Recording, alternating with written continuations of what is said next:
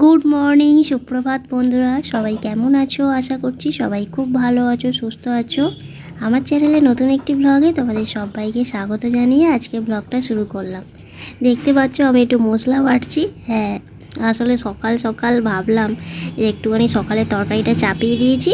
আর দেখেছো তো কত গাড়ির আওয়াজ। আমি যে ভয়েস দেবো শান্তি করে সে তার উপায় নেই, কত খালি গাড়ি যাচ্ছে। তো যাই হোক, তো সকালে তরকারি বসিয়েছি মুড়ি দিয়ে খাবো বলে, আর সাথে একটুখানি মশলা বেটে নিচ্ছি। কি বলো তো, এটা জিরে আর ধনে আছে। আজকে ভাবলাম মাছের ঝোল বানাবো একটুখানি জিরে ধনে দিয়ে, মানে জিরে ধনে বেটে শিলে বেটে রান্না করব।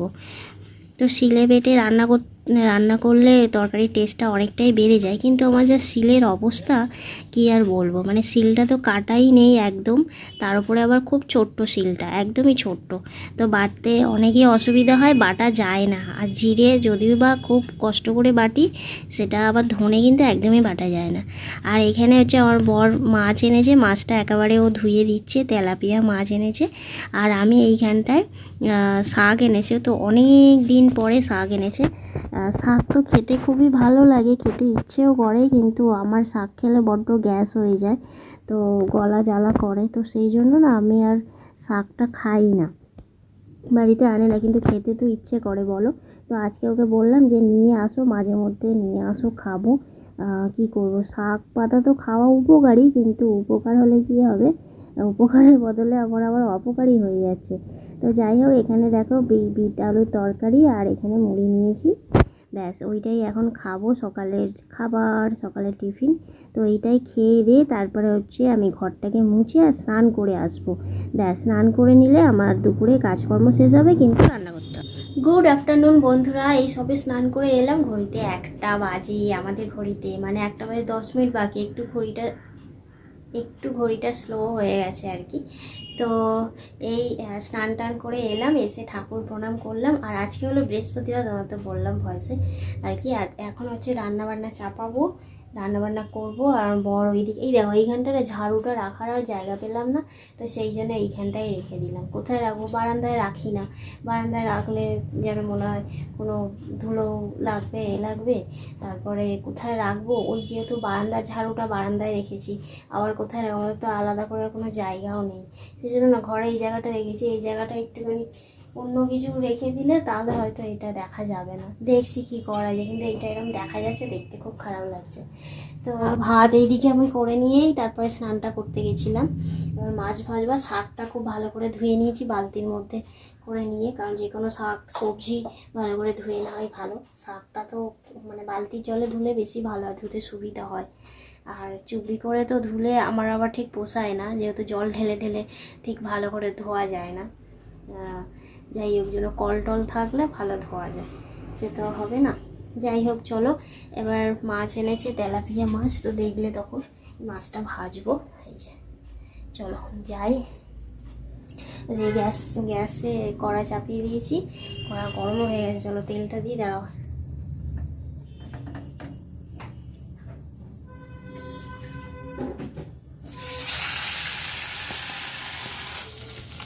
আজকে আমি আলু দিয়ে মাছ দিয়ে একটা ওই ঝোল মতো করবো আর কি। একটু পেঁয়াজ দিয়েছি আর জিরে ধনে বাটা, আদাও দেওয়া আছে। জিরের সাথে ধনের সাথে একটুখানি আদা দিয়েছি, কিন্তু মানে রসুনটা দিইনি খালি। তো যাই হোক, মাছটা আমার খুব কড়া করে ভেজে নিয়েছি। আর কড়া করে না ভাজলে আমার বড় আবার খায় না, তো সেই জন্য একটুখানি কড়া করেই ভাজি। আর এইদিকে আলুটাকে কষে নিয়েছি, শুধু আলু দিয়েই করছি। তো পটল কিছু আনিনি। যে এখন যে পটলটা উঠেছে ওই পটলটা খুব একটা টেস্ট লাগে না, তাও আবার দাম বেশি, টেস্ট তো একেবারেই লাগে না। যে সবুজ সবুজ পটল বেরোয় ওটা এখনও বেরোয়নি আমাদের এদিকটা, তো ওই পটলটাই ভালো লাগে। তো সেই জন্য পটল আনিনি, বলেছিলাম আনতে, তো ওটা বেরোয়নি বলে ওই আসেনি। সেদিনকে যে পটলটা খেয়েছিলাম ওটা ওই সাদাটে পটল, ওটা একদমই টেস্ট লাগেনি, খুবই বাজে লাগছিলো খেতে, ভাল লাগছিল না। তো সেই জন্য বললাম থাক, অত দাম দিয়ে ওই রকম পটল আনতে হবে না। তো একটু কালো জিরে ফোড়ন দিয়ে দিয়েছিলাম, দিয়ে তারপরে মশলা টশলা দিয়ে আলুটাকে ভালো করে কষে নিয়েছি, নিয়ে জল দিয়ে দিয়েছি। জলটা একটু হালকা গরম হয়েছে, আমার আসলে মাছটাকে দিয়ে একটুখানি তাড়াহুড়ো করে চাপা দিয়ে দিই, অতটা ফুটাই না। তো যাই হোক, এর মধ্যেই ফুটুক, তরকারি জলটা একটু গরম হয়ে গেছে, তো তখন আমি মাছগুলো দিয়ে দিলাম সব। তো দিয়ে এবারে এটাকে চাপা দিয়ে হতে দেব। আর কি মাছের ঝোলটা হয়ে গেলে আর শাকটাকে ভাজবো। শাকটা আবার অনেকক্ষণ ধরে ধুয়েছি, সেই বালতির মধ্যে করে দিয়ে ধুয়েছি, কারণ যে কোনো শাক পাতা ধুয়ে খাওয়াই ভালো, বেশি ভালো করে। তো ওইদিকে ঝোলটাকে চাপিয়ে রেখে আমি এখানে চলে এসেছি একটুখানি এই হলুদ গুঁড়ো এর মধ্যে ঢেলে নিতে। হলুদটা দেখলাম এতে শেষ হয়ে গেছে, তো এর মধ্যে একটুখানি ঢেলে নিই। সেই কবে হলুদের প্যাকেট এনেছিল, তো সেই হলুদ এখনও চলছে, অনেক দিন হয়ে যায় এরকম একটা হলুদের প্যাকেট নিয়ে নিলে। এটা কত ছিল গো হলুদের প্যাকেটটা? 1 কিলো নিয়েছিলাম তো। ও 1 কিলো, ওই জন্যই শেষ হয় না। আর হলুদ তো এমনিতেই, ডিসেম্বর মাসে এনেছিলাম। যাই হোক ডিসেম্বরে এনেছে তো কতদিন হয়ে গেল বলো, ফেব্রুয়ারি মার্চ পড়ে গেল, তো মার্চও তো অনেকটাই দিনই কেটে গেল। তো যাই হোক অনেক দিন চলে যায় এরকম একটু বেশি করে নিয়ে নিলে। আর ওই খুচরো ওই ছোট্টো প্যাকেটগুলো না বেশি দিন যায় না। তো ওটা ঢেলে রেখে দিলাম। তারপরে মাছের ঝোলটা এদিকে বোধহয় হয়ে গেছে, দেখি একটুখানি চাপাটা খুলে। তো দেখো হয়েই গেছে, ঝোলটাও অনেকটা একদম মরে গেছে আর কি। তো ঝোল এইরকমই থাক, এবার এটাকে নাবিয়ে নেবো। আলুটাও সেদ্ধ হয়েছে কি দেখে নিলাম, নুন ঝাল কেমন হয়েছে একটুখানি দেখে নিয়েছি। ব্যাস এবার এটাকে নাবিয়ে নেব, নাবিয়ে নিয়ে তারপরে আমি শাকটাকে ভাজবো। এই যে আমার শাক ভাজাও হয়ে গেছে। একটু কড়াতে কালো জিরে শুকনো লঙ্কা ফোড়ন দিয়েছি, একটু রসুন ফোড়ন দিয়েছি, তারপরে পেঁয়াজ দিয়ে তারপরে শাকটাকে ভেজে নিলাম। তো ভাজাভুজি তো হয়ে গেছে, চলো এবার হচ্ছে বাসন মাজবো। আর রান্না শেষ, খালি মাছের ঝোল আর হয়েছে আর শাক ভাজা, ভাত। ব্যাস আজকে দুপুরে এটাই রান্না হয়েছে। এখানে তো এক গাদা ঝোল পড়ে গেছিলো, একটুখানি মুছে নিলাম, কিন্তু গ্যাসটা আবার মুছবো। চলো এই নেতাটা ভালো করে ধুয়ে নিয়ে আসি, এসে গ্যাসটাকে মুছে নেব। আর বাসনটা একটুখানি এখানে থাক, গ্যাসটা মুছে নিয়ে তারপরে বাসনটা মাজবো। আর শাক পাক ভেজে একটুখানি কড়াটা একটু কালো হয়ে গেছে। যাই হোক এই কালোটা উঠে যায়, কিন্তু সেদিনকে সেই কি একটা ভেজেছিলাম উচ্ছে আলু নাকি, বাবারে বাবা কি সাংঘাতিক কালো হয়ে গিয়েছিলো। সেটা মাজতে গিয়ে অনেক সময় লেগেছিলো, আজকে অতটাও সময় লাগেনি আর কি। কড়াতে যখন যেই তেলের কালিগুলো পড়ে ওগুলো মাজতে একটু সময় লাগে, সেগুলো স্টিল জালি না হলে মাজা যায় না। তো যাই হোক গ্যাস মুছে টুছে আমি বাসন মেজে চলে এসেছি। আর এখানে এই দেখো এই রান্নাবান্না হয়েছে, এখন হচ্ছে খাবো। ঘড়িতে এই বাজে হচ্ছে 2:45 মতো, হ্যাঁ 2:45 বাজে। তো এখন খেতে বসেছি, বর এলো আর কি। তা ও এলেই আমি খেতে বসি, আর একা একা ভালো লাগে না। ও বলে খেয়ে নিতে, কিন্তু আমি খাই না, ও ভালো লাগে না। আর এমনিতেও আমি কদিন দেরি করে একটু রান্না করছি আর কি, স্নান টান করে এসে রান্না করতে করতে সেই 2-2:30 বেজেই যায়। তার কিছুক্ষণ পরেই তো ও চলে আসে, তো সেই জন্য। তো চলো খেয়ে নিই। গুড ইভিনিং বন্ধুরা, এখন হচ্ছে বিকেল কোথায়, সন্ধে হয়ে গেছে। এই সন্ধে দেওয়া হলো আর কি, 6:30 বাজে এখন। তো এখন একটুখানি চা দুধ খাওয়া হবে। তো পাখা চালিয়েছি, খুব পাখার আওয়াজ পাচ্ছ, বুঝতে পারছো গরম পড়েছে, পাখা ছাড়া থাকা যাচ্ছে না। তবে পাখাটা এতক্ষণ চলেনি, এক্ষুনি চালালাম, আমার খুব ঘেমে গেছি। একটুখানি দৌড়াদৌড়ি করছিলাম বলে ঘেমে গেছি পুরো, দৌড়াদৌড়ি করে এক্সারসাইজ করছিলাম, সেই জন্য ঘেমে গেছি একদম। একটুখানি দুধ গুলে নিয়েছি, দুধ খাবো। আর ওখানে চা ও গ্লাস নিয়েছে চা। আর দেখো ছোট্ট পুচকি বিস্কুটটা দেখো পিছন থেকে হয়ে যায়। বিস্কুটগুলো খুব ভালো খেতে, কিন্তু আমি খাই না। তো আমারও খেতে খুব ভালো লাগে, কিন্তু আমি খেলে যাই না, আমার কেমন গ্যাস হয়ে যায়, ওই জন্য খাই না, ও একাই খায়। চলো এটা খাই।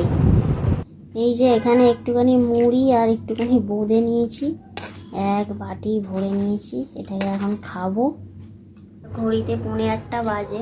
আমি একটুখানি ফ্রেশ হয়ে নিলাম, কারণ ঘেমে গেছিলাম, নাইটিটা পুরো ঘামে ভিজে গেছিলো।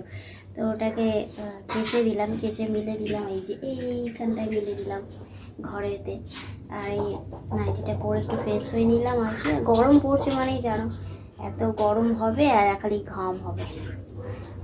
আমি খাচ্ছি বোঁদে মুড়ি, আর বর খেলো সকালের তরকারি ছিল ওইটা দিয়ে, আর একটু চানাচুর দেবো। আর সকালে ওই তরকারি দিয়ে মুড়ি খেয়েছে, তাই এখন আর ইচ্ছে করলো না, আর একটুখানি বোঁদে দিয়েই খাই। আর ওখানটা একটু করছে, যাই হোক কী আর বলবো, চলো মুড়িটা খাই। আর কি বলার, কদিন এরকম বোরিং টাইপের ভিডিও হবে, ভিডিও করতে ইচ্ছে নেই, করতে হয় তাই করছি। মাঝে মধ্যে ভাবি 1 সপ্তাহ ভিডিও দেবো না, কিন্তু 1 সপ্তাহ না দিলেও খারাপ, সেই জন্য যা পারছি দিচ্ছি আর কি, কোনো রকমে কটা দিন শেয়ার করছি।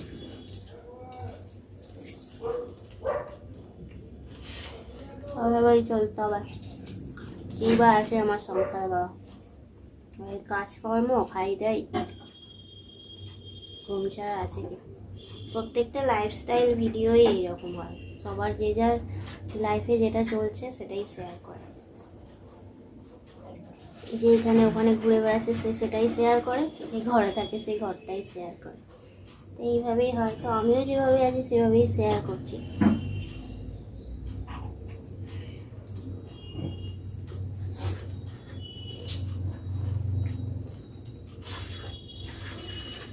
আগের দিনের ব্লগটা, গতকাল তো ভিডিও দিইনি, তার আগের দিনের ব্লগটা লাস্টের দিকে পুরো ভয়েসটাই মিউট হয়ে গেছে, কীভাবে জানি না, বুঝতে পারলাম না।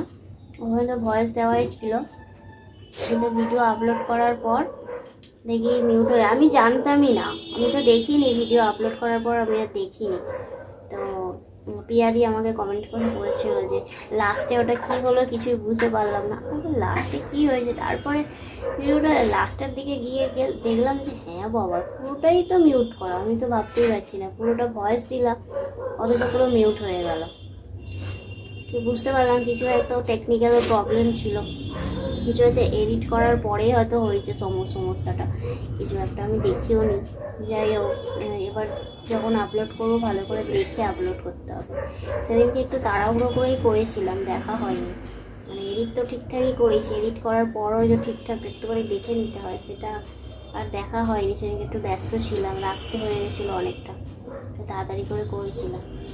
তো তারই ফল, তাড়াহুড়ো করলে যে কোনো জিনিসই খারাপ হয়, তো ওইটাই আমি ফল পেলাম, এই হচ্ছে ব্যাপার। তো যাই হোক, চলো আর কি কথা বলবো, কথা বলার আর কিছুই নেই। আর এই দুটো দিন তিন চারটে দিন তো এরকম গ্যাজারি ভিডিও হলো, আর একটু কদিন অফও যাচ্ছে একটু, যেহেতু দেখছি গরমের শুরুটা পড়ছে না, একটু অলস লাগছে, তো সেই জন্য ভিডিও করারও এনার্জি পাচ্ছি না। তো যাই হোক, চলো আবার দেখা হচ্ছে আগামীকাল, চেষ্টা করবো রোজই ভিডিও দেওয়ার। চলো আজকের মতো ভিডিওটা শেষ করছি, দেখা হচ্ছে পরের ভাবে। যদি ভিডিওটা ভালো লাগে লাইক করো, কমেন্ট করো, লাইক করো, কমেন্ট করো। রাস্তার সামনে ঘর হলে মানে কী যে ঝামেলা, সারাক্ষণ গাড়ি ভোঁ ভাঁ করছে।